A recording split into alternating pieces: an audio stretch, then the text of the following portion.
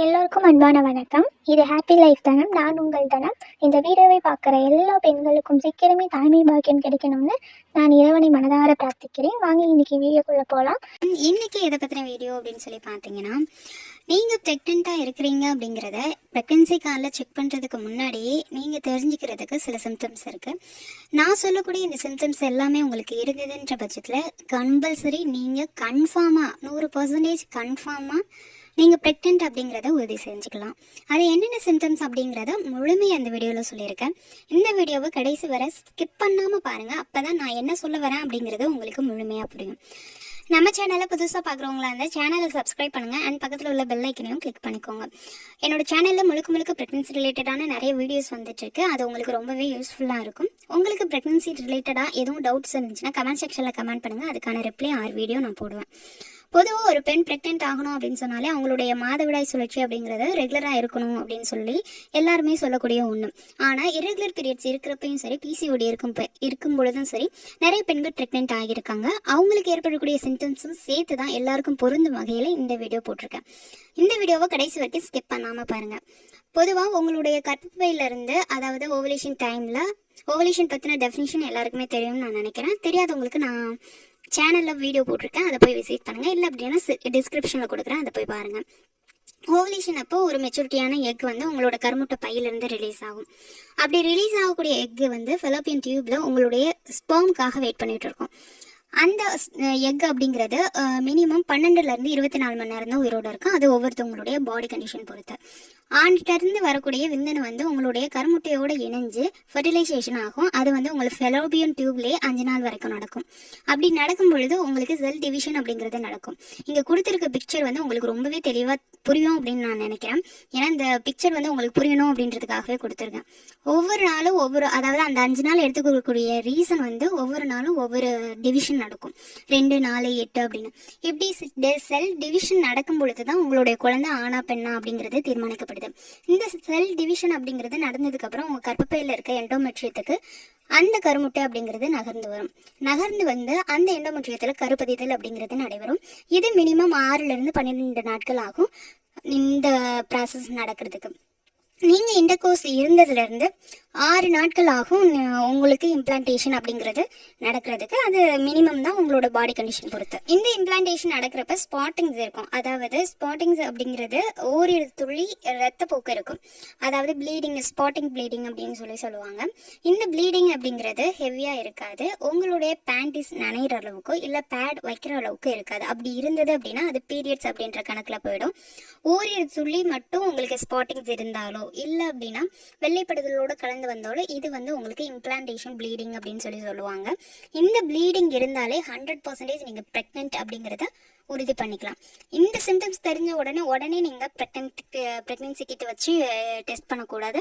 அப்போக்கின்னு உங்களுக்கு எதுவுமே தெரியாது. ஏன்னா உங்களுடைய பிளட்லேயோ இல்லை யூரின்லேயோ HCG அப்படின்ற ஹார்மோனோட அளவு அதிகரிக்காது. அது அதிகரிக்கும் பொழுது தான் உங்களோட ப்ரெக்னென்சி கிட்டில் பாசிட்டிவ் அப்படிங்கிறது காமிக்கும். இந்த HCG ஹார்மோன்ன்றது தான் அதிகரிக்க உங்களுடைய குழந்தையோட க்ரோத் அப்படிங்கிறது அதிகரிக்கும். இது ரொம்பவே இம்பார்ட்டன்ட் உங்களோட ப்ரெக்னென்சி ஜேர்னியில்.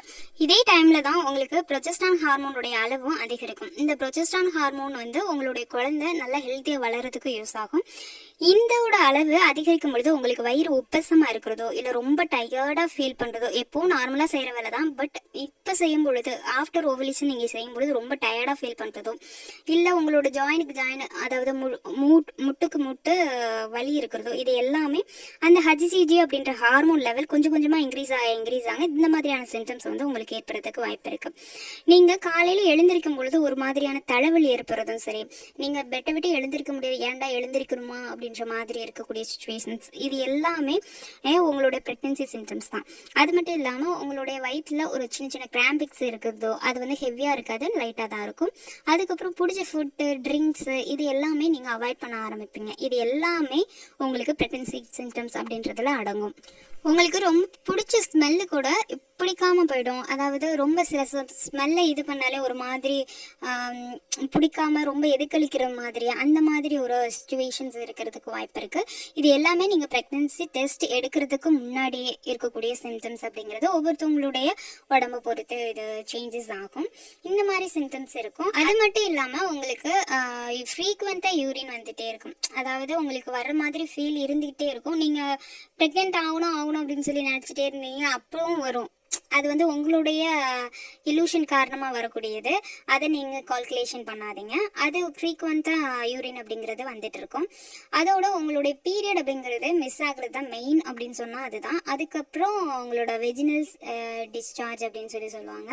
அந்த வெஜினல் டிஸ்சார்ஜ் அப்படிங்கிறது ரொம்ப தண்ணியாக எதுவும் ஸ்மெல் இருக்காது, வெள்ளையாக தண்ணி மாதிரி படுறது.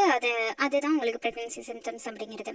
இதோட அது அடுத்த கட்ட நிகழ்வு அப்படின்னு சொன்னால் நாசியா, காலையில் எந்திரிச்ச கொமட்டுறது, ப்ரெஷ் பண்ணுறப்ப கொமட்டல் இருக்கிறது, இல்லை வந்து எனது சாப்பிட்றது சில சாப்பாடு இது சாப்பிடும் பொழுது உங்களுக்கு வாமிட்டிங் சென்சேஷன் இருக்கிறது. இது எல்லாமே உங்களுக்கு ப்ரெக்னென்சி சிம்டம்ஸ். உங்களோட ப்ரெக்னென்சி அப்படிங்கிறது கன்ஃபார்மாக உங்கள் எண்டோமெட்ரியம் அப்படின்ற அதோட லைன் வந்து ரொம்ப திக்காக ஆரம்பிக்கும். அது மட்டும் இல்லாமல் அது திக்காகும் பொழுது தான் உங்களுக்கு பிளசண்டா அப்படிங்கிறது உருவாக ஆரம்பிக்கும். அந்த பிளசண்டா உருவாகிறது தான் ஹச்சிசிஜி ஹார்மோன் அப்படிங்கிறது இன்க்ரீஸ் ஆகுறதுக்கு அதிக வாய்ப்புகள் இருக்குது.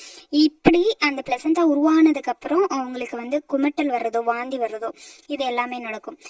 மெயினாக சொல்லணும்னா பீரியட்ஸ் வந்து ஸ்கிப் ஆனால் தான் உங்களுக்கு வந்து எல்லா சிம்டம்ஸுமே மெஜாரிட்டி தெரியறதுக்கு வாய்ப்பு இருக்குது. இந்த கொமட்டுறது வாந்தி எடுக்கிறது இது எல்லாமே உங்களுக்கு மினிமம் உங்கள் பீரியட்ஸ் ஸ்கிப் ஆகி 20 நாட்களுக்கு அப்புறம் தான் தெரியும். மெயின் உங்களுக்கு வந்து 100% சொல்லக்கூடிய அந்த சிம்டம்ஸில் இப்போ நான் சொல்லக்கூடிய இந்த சிம்டம்ஸும் அடங்கும். அதாவது ப்ரெஸ்ட் பெயினாக இருக்கட்டும், இல்லை நிப்பிள் பெயினாக இருக்கட்டும், இது எல்லாமே உங்களுக்கு ப்ரெக்னென்சி சிம்டம்ஸ். அதாவது ஸ்பாட்டிங்கு, அதுக்கப்புறம் ப்ரெஸ்ட் பெயின், அது வந்து ரொம்ப ஹெவியாக இருக்காது. இந்த பெயின் எப்போ ஏற்படும் அப்படின்னு சொல்லி பார்த்தீங்கன்னா உங்களுடைய அந்த இம்ப்ளான்டேஷனுக்கு அப்புறம் ஏற்படும். லிம்பிள் பெயின் வந்து உங்களுடைய தொப்புள் பகுதி வந்து சுருக்குன்னு குத்துற மாதிரி இருக்கும். அப்புறம் தொப்புள் பகுதியிலேருந்து உங்களுடைய வெஜினல் வரைக்கும் இழுத்து பிடிக்கிற மாதிரி அந்த மாதிரியான சிம்டம்ஸ் இருக்கும். இது எல்லாமே உங்களுக்கு ப்ரெக்னன்சி சிம்டம்ஸ் அப்படிங்கிறது. இன்டர்கோர்ஸ் முடிஞ்சு 10லேருந்து 12 நாட்களுக்கு அப்புறம் தான் உங்களுக்கு ப்ரெக்னன்சி சிம்டம்ஸ் அப்படிங்கிறது வரும். அதாவது உங்களோட ஓவலேஷன் டேஸில் இருந்து 10லேருந்து 12 நாட்களுக்கு அப்புறம் தான் இது எல்லாமே வரும். மெயினாக சொல்லணும் அப்படின்னு சொல்லி பார்த்தீங்க அப்படின்னா உங்களோட பீரியட்ஸ் அப்படிங்கிறது ஸ்கிப் ஆகணும். அப்போ தான் உங்களோட ப்ரெக்னன்சி அப்படிங்கிறது 100% உறுதியாகிறதுக்கு அதிக வாய்ப்புகள் இருக்குது. அதே மாதிரி உங்களுக்கு கான்ஸ்டிபேஷன் ஏற்படுறதுக்கு வாய்ப்பு இருக்குது. அதாவது அது வரைக்கும் நீங்கள் நார்மலாக எந்த ப்ராப்ளமே இல்லாமல் மார்னிங் எழுந்தோன்னே நீங்கள் போகிற மாதிரி இருந்தால் ரெகுலராக அந்த மாதிரி அதே டைமுக்கு போயிட்டுருப்பீங்க. ஆனால் எப்போ உங்களுக்கு ப்ரெக்னென்சி அப்படிங்கிறது கன்ஃபார்ம் ஆகுதோ, உங்கள் உடம்புல ஹச்சிசிஜி அப்படின்ற ஹார்மோன் அளவு அதிகரிக்குதோ, அந்த ப்ரெக்னென்சி ஹார்மோன் அதிகரிக்குதோ, அப்போலேருந்து உங்களுக்கு மோஷன் அப்படிங்கிறது ரொம்ப டைட்டாக போகிறது, இல்லை அப்படின்னா அதே டைமுக்கு போக மாட்டீங்க, ஒன் டே ஸ்கிப் ஆகி போகிறது, இந்த மாதிரியான சிம்டம்ஸ் இருக்குது. இது 100% ப்ரெக்னென்சி உமன்ஸ்க்கு ஏற்படக்கூடியது. ஏன்னா பிரெக்னன்சி டைமில் எல்லாருக்குமே கான்ஸ்டிபேஷன் ப்ராப்ளம் வர்றதுக்கு அதிக வாய்ப்பு இருக்குது. உங்களுக்கு கான்ஸ்டிபேஷன் ப்ராப்ளம், அதுக்கப்புறம் வந்து உங்களோட தொப்புள் பகுதி வந்து சுருக்குன்னு வலிக்கிறது, இழுத்து பிடிச்ச மாதிரி வலிக்கிறது, இது 3வது சிம்டம்ஸ். அண்ட் 4வது வந்து ஸ்பாட்டிங்ஸ். இந்த 4 சிம்டம்ஸ் இருந்துச்சுன்னா மெயினாக நீங்கள் ப்ரெக்னெண்ட்டாக இருக்கிறீங்கன்னா உங்களால் ஒரு 95% மேலேயே சொல்லலாம். சொல்லப்போனால் ஸ்பாட்டிங் இருந்தாலே உங்களுக்கு 100% வந்து நீங்கள் ப்ரெக்னென்சி அப்படிங்கிறத கன்ஃபார்ம் பண்ணிடலாம். இந்த சிம்டம்ஸ் எல்லாமே இருக்கும். அதே மாதிரி உங்களோட ப்ரெஸ்ட் பகுதி கொஞ்சம் ஹெவியாக இருக்கிற மாதிரி இருக்கும். சில பேருக்கு பெயின் இருக்கும். அந்த பெயின் அப்படிங்கிறது ரொம்ப ஹெவியாக இருக்காது, ஓரளவு உங்களால் தாங்கக்கூடிய அளவுக்கு இருக்கும். ஹெவினஸ்ஸாக இருக்கும். நார்மலாக இருக்கிறத விட உங்களுடைய ப்ரெஸ்ட் பகுதி வந்து ஹெவியாக இருக்கிற மாதிரி இருக்கும், ரொம்ப கனமாக அந்த மாதிரி இருக்கிற மாதிரி உங்களுக்கு ஃபீல் இருக்கும். இது எல்லாமே ஏர்லி ப்ரெக்னன்சி சிம்டம்ஸ் தான். இந்த ஏர்லி ப்ரெக்னன்சி சிம்டம்ஸ் வந்து சில டைமில் பீரியட் சிம்டம் மாதிரியே இருக்கும். பீரியட் சிம்டம்ஸும் உங்களுக்கு இந்த ப்ரெக்னன்சி சிம்டம்ஸும் நிறைய பேரால் டிஃபர் பண்ண முடியாது. அந்த உங்களுக்கு ப்ரெக்னன்சி சிம்டம்ஸ் எல்லாமே லைட்டாக இருக்கும், பீரியட் சிம்டம்ஸ் எல்லாமே உங்களுக்கு ஹெவியாக இருக்கும். இதுதான் உங்களுக்கு ஏற்படக்கூடிய சிம்டம்ஸ் அப்படிங்கிறது. ப்ரெக்னன்சி அப்படிங்கிறதுல இவ்வளோ இதை நீங்கள் க்ரோத் த்ரூ பண்ணி ஒவ்வொரு ஸ்டேஜை நீங்கள் கிடக்கிறப்ப சில சிம்டம்ஸ் வரும். அதை தான் நான் இங்கே சொல்லியிருக்கேன். இந்த சிம்டம்ஸ் எல்லாமே உங்களுக்கு இருந்தது அப்படின்னா கண்டிப்பாக ப்ரெக்னன்சி இருக்கிறதுக்கு அதிக வாய்ப்புகள் இருக்குது. இந்த வீடியோ உங்களுக்கு ரொம்ப யூஸ்ஃபுல்லாக இருக்கும்னு நம்புகிறேன். பிடிச்சிருந்தா லைக் கொடுத்துருங்க. எப்போவுமே ஹாப்பியாக இருங்க. நன்றி.